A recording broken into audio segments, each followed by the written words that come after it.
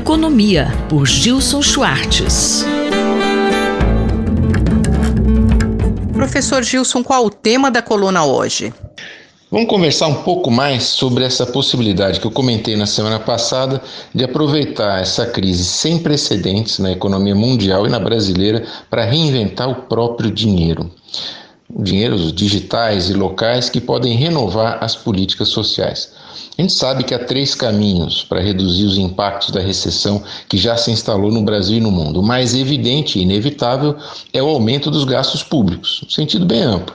Seja o governo, através de ministérios e agências, gastando, bancos públicos, seja transferindo renda diretamente para setores mais vulneráveis, como os trabalhadores informais, sem carteira, ou até oferecer linha de crédito para as empresas pagarem os seus salários, ou mesmo adiar o pagamento de impostos.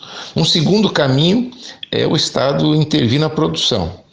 Em espaços públicos ou empresas privadas, de hospitais a fábricas de carros, de roupas, enfim, induzir e até obrigar empresas a produzir equipamento médico, máscaras, outros produtos, mobilizar a população para fazer também máscara, desinfetante, tudo que possa contribuir para reduzir os riscos. E o terceiro caminho, também comentei na semana passada, é forçar uma transferência de patrimônio mesmo, imposto sobre fortunas, fazer com que a riqueza altamente concentrada seja de alguma forma transferida para financiar gastos públicos também, que deem mais sustentabilidade, programas de transferência de renda e de desconcentração desse patrimônio, dessa riqueza toda. Mas também eu falei que nenhuma dessas alternativas está a salvo de complicações, de dificuldades que podem inclusive tornar a recuperação do investimento, do crescimento econômico e mesmo da distribuição de renda mais difícil no futuro. Professor, o Brasil tem experiência com moedas locais e inovações tecnológicas?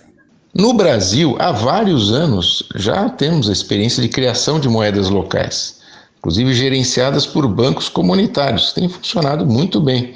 Receberam também apoio governamental e representam uma importante frente de inovação no que a gente poderia chamar de um empreendedorismo popular de base local, voltada para o desenvolvimento local.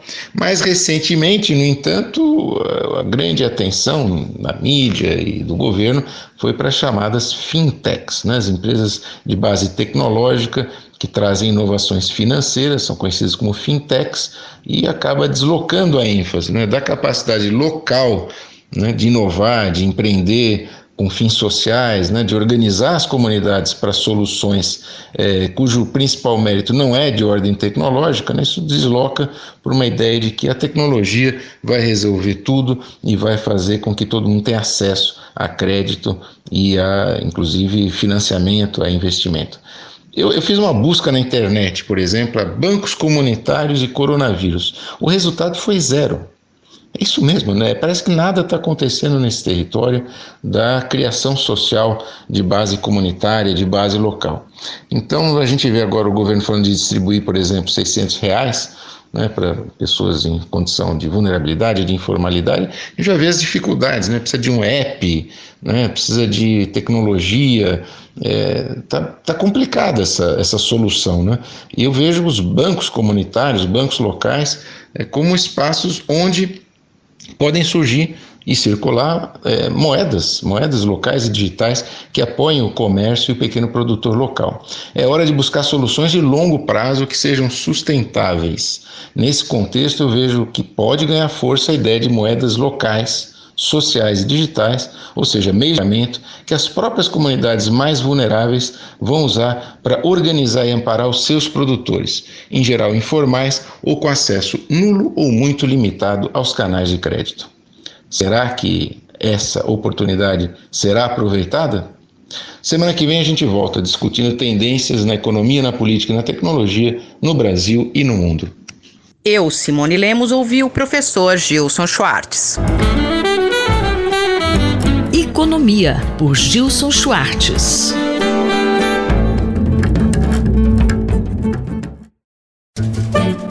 Horizontes do Jornalismo, por Carlos Eduardo Lins da Silva.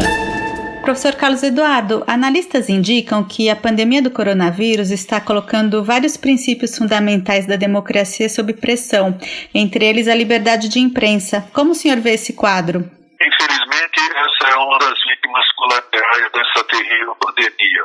Além de todos os problemas de saúde e da ameaça à vida das pessoas, esse incidente que o mundo enfrenta está servindo de pretexto para governos em todos os níveis e em vários continentes ocultarem informação, tomarem medidas atrás em relação a questões que têm ou não têm a ver com a pandemia e, entre elas, colocar em risco a liberdade de imprensa. O mesmo aconteceu após o 11 de setembro em diversos países. Toda vez que governos autoritários ou com inclinação autoritária se veem diante de emergências e calamidades públicas, uma das suas tendências naturais é ameaçar a liberdade e ameaçar a liberdade de expressão, especialmente. Muitos governos dizem que não é serviço essencial a prestação de informações, ou que se prestar muitas informações pode prejudicar os esforços para salvar vidas. A verdade é o contrário. Como muitas pesquisas demonstram, a liberdade de informação faz bem à saúde pública. É através dela que se consegue controlar a qualidade dos serviços, as condições sanitárias em restaurantes ou em serviços públicos em geral. No caso, nós temos visto especialmente problemas em países como a Índia, onde o primeiro-ministro Narendra Modi tem que fazer com que nenhuma notícia sobre a pandemia pudesse ser dada sem autorização prévia do governo, mas felizmente a Suprema Corte do país lá rejeitou essa tentativa. Na Hungria, onde Viktor Orbán conseguiu passar pelo parlamento o direito de passar a governar por decreto e de mandar prender jornalistas caso eles distorçam informações ou publiquem informações falsas, isso evidentemente a critério do próprio governo. Infelizmente, a Hungria é um país onde a democracia praticamente não mais existe. Além das ações de governo, nos Estados Unidos, por exemplo, eles estão ocultando informações sobre reuniões, relatórios, etc. A gente tem hoje também uma ação muito forte de apoiadores desses governos contra jornalistas, ameaçando, tanto em redes sociais quanto às vezes até presencialmente. Como fica isso para o profissional de imprensa, professor? Fica muito ruim, não é, Márcia? Inclusive no Brasil a gente vê isso. No Brasil, o governo Bolsonaro tentou fazer com que a lei de acesso à informação deixasse de ser cumprida por meio de uma medida provisória em que se estabelecia que os prazos para os órgãos públicos responderem a pedidos de informação pela lei de acesso à informação não seriam mais cumpridos, porque, segundo o AMP, as pessoas, os funcionários públicos que trabalham em diversos organismos estavam em quarentena, estavam trabalhando de casa e não teriam condições de cumprir os prazos. Felizmente, assim como na Índia, aqui no Brasil também o Supremo Tribunal Federal acabou sustando essa tentativa do governo Bolsonaro de impedir as pessoas a terem acesso à informação. Aqui também nós temos a intimidação de jornalistas a que você se refere, feitas não só por apoiadores do presidente, mas pelo próprio, que está sempre fazendo ameaças, fazendo pressão sobre os jornalistas para impedir que eles cumpram a sua missão. E também aqui no Brasil há uma centralização de toda a comunicação governamental na Presidência da República. Como nós sabemos, há esse embate entre o presidente Bolsonaro e seu próprio ministro da Saúde, e para tentar conter a possibilidade de informações que não lhe agradem saírem do próprio governo, o presidente Bolsonaro centralizou toda a comunicação do governo federal na sua própria Secretaria de Comunicação. O jornalista e professor Carlos Eduardo Lins da Silva, colunista da Rádio USP, conversou comigo, Márcia Blasques. Horizontes do Jornalismo, por Carlos Eduardo Lins da Silva.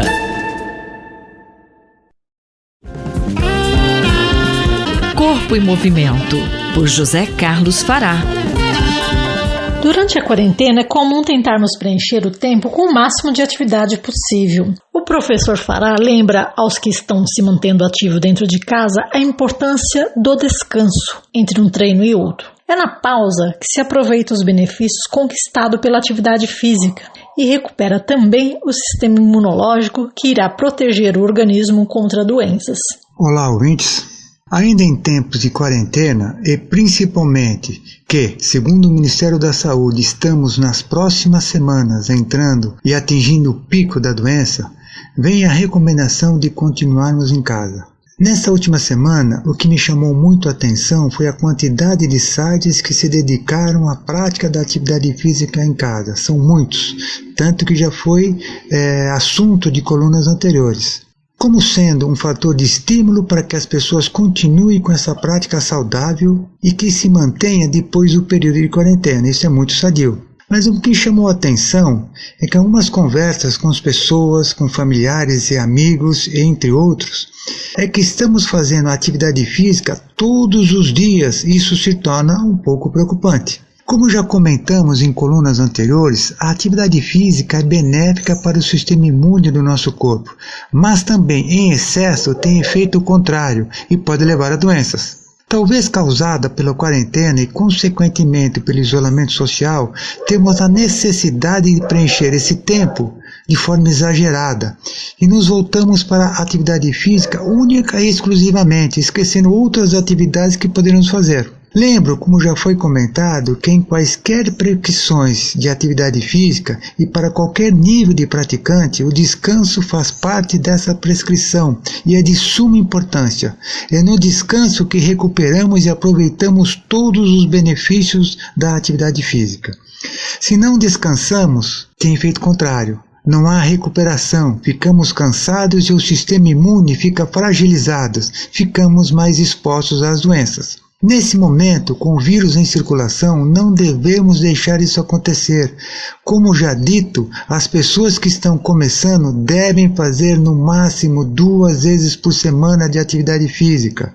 As que têm um nível intermediário podem fazer até 3 vezes por semana e as mais experientes 5 vezes por semana.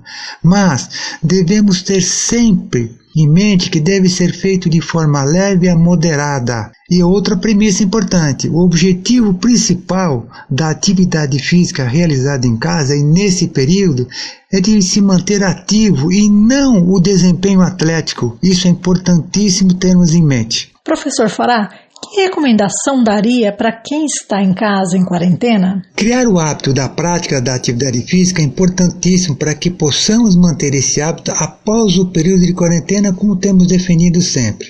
Mas devemos ter como premissa que o mais importante é o movimentar-se. Como exemplo, podemos caminhar pela casa ou quintal, resgatar o hábito do espreguiçar que qualquer animal doméstico faz, que é prazeroso e gostoso. Os movimentos naturais, como sentar e levantar de uma cadeira, com apoio ou não. Realizar exercícios respiratórios importantíssimos nessa quarentena que passamos, como inspirar profundamente, segurar e expirar de forma pausada. Melhora muito a função pulmonar. Movimentos de braços, de rotação e circundução. E também esses exercícios são oferecidos nos sites. Mas o que quero deixar claro e destaco com muita importância que o intuito da atividade física realizada em casa e nesse período específico é o de movimentar-se e não o desempenho atlético. Devemos evitar o cansaço do dia seguinte após a atividade física. Insisto no descanso para a recuperação, para não sobrecarregar nosso sistema imunológico que deve ser preservado nesse período. Este é José Carlos Fará, falou comigo, Ivanir Ferreira, para a Rádio USP. Anote aí, se você tiver alguma dúvida ou queira mandar alguma sugestão para essa coluna, envie um e-mail para ouvinte@usp.br, aos cuidados do professor Fará. Corpo em Movimento, por José Carlos Fará.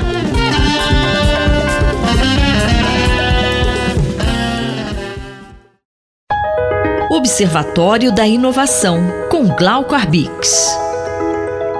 Bom dia, professor Glauco. Estamos em meio à pandemia da Covid-19 e também em uma grande quantidade de informações que chegam pelos meios eletrônicos. Como lidar com essa realidade, professor? Bom dia, ouvintes da Rádio USP. Bom dia, Cinderela.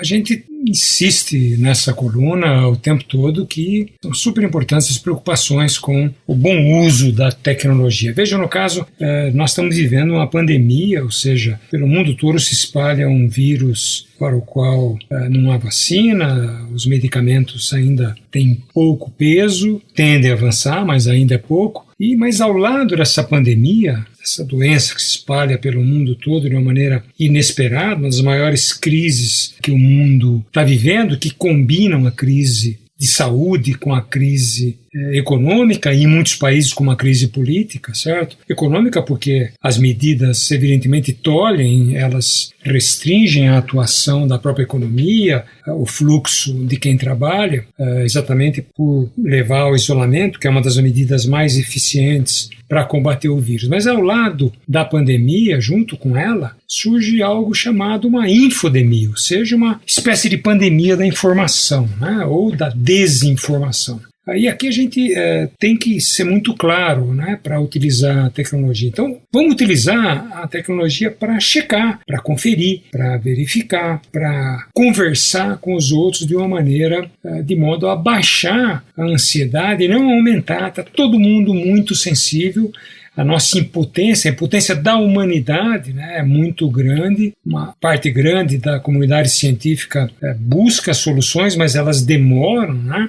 Então é super importante evitar o uso da informação incorreta, que exatamente pode prejudicar as medidas que defendem, que protegem a população. Professor, em meio ao volume de informações recebidas, muitas são verdadeiras. O que temos que observar nessas mensagens? Muitas delas, inclusive, não são somente falsas, elas misturam coisas falsas com verdadeiras. Então, o primeiro alerta que a gente gostaria de dar é fundamental: leia a matéria inteira, leia a notícia inteira, porque às vezes a gente só lê a parte verdadeira e transfere, transmite e reenvia a notícia para colegas, para a família, e como a notícia está misturada com coisas irreais, ela só vai provocar mais conclusão nessa era de incerteza e muita ansiedade, né? Então, o que eu gostaria de falar? Primeiro, um alerta para a gente: chequem as fontes. Quando a fonte diz Universidade de Stanford, MIT, Harvard, não se contente em receber e transmitir e reenviar a notícia. Cheque nas fontes originais para evitar a confusão. Segundo, quando vocês recebem notícias totalmente em caixa alta, né, em corpo grande, cheio de exclamações, cheque mais ainda, porque isso aí são apelos para a gente transferir, transmitir para outros. Mas nem sempre essas notícias são verdadeiras, entende? Na maior parte das vezes não são, né? Algumas vezes vêm até misturadas com logotipo das empresas, o Twitter, a BBC, a CNN, entende? Exatamente para dar um certo ar de credibilidade.